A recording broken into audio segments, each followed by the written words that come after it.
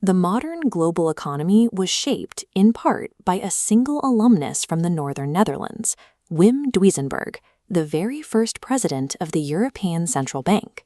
His university is the same place that pioneered molecular motors, tiny synthetic machines that rotate in response to external energy, and developed the methods to produce liquid helium, a coolant now vital for everything from MRI machines to quantum computers.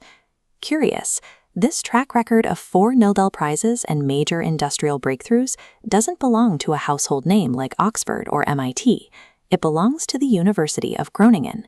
This chart shows the university's current footprint. With an annual budget of €1 billion and a student body of 33,000, the school has become a massive economic and demographic weight in the region. But as the country's second oldest university, Groningen spent centuries in the shadow of Leiden.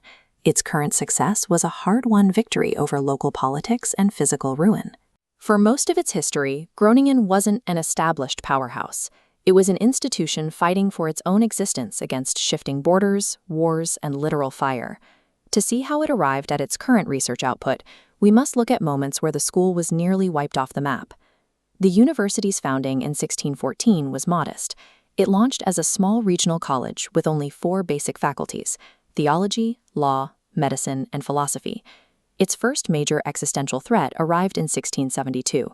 The Prince Bishop of Münster, a man the locals called Bombing Bernhard, surrounded the city and began a month-long artillery siege. The students didn't flee the campus. Instead, they formed a voluntary military company, took up weapons, and spent the month defending the city walls.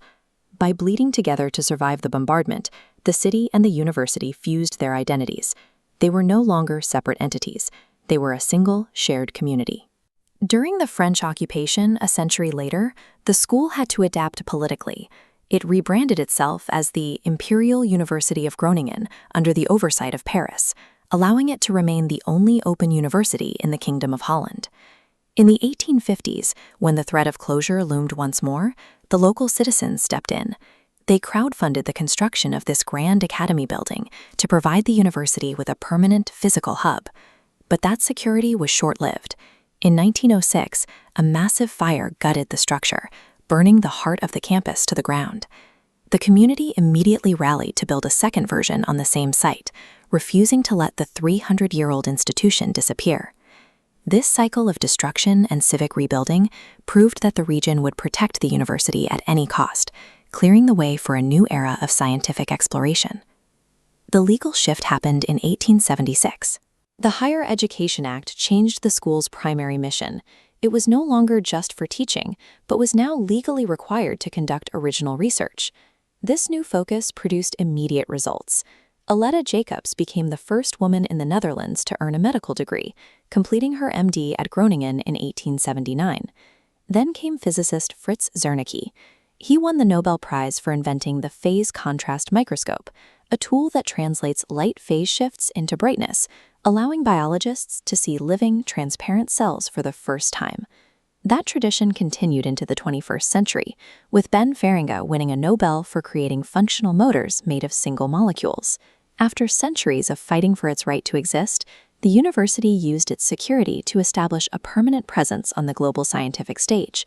In the modern era, that survival instinct has been so successful that the university has effectively swallowed its host city. 1/3 of Groningen's total residents are now students. As this chart shows, that demographic shift has fundamentally altered how the city functions. This population density forced a radical change in local infrastructure. The city's integrated bike paths are so efficient that Groningen is now frequently cited as the world cycling city. But that popularity hit a breaking point in 2021. The demand for housing grew so fast that hundreds of international students were left with no place to live, forced into emergency shelters and shipping containers. This massive influx of global talent has turned the city's greatest asset into its most difficult logistical challenge. Despite the pressure to grow, the university still clings to its historical sense of independence. In 2015, the university planned to open a massive branch campus in Yantai, China. However, after internal pushback over censorship and threats to academic freedom, leadership shut the project down entirely in 2018. The University of Groningen is a testament to resilience. Its status isn't the result of a royal decree. It is a product of civic defense, a refusal to die, and a consistent fight for the pursuit of knowledge.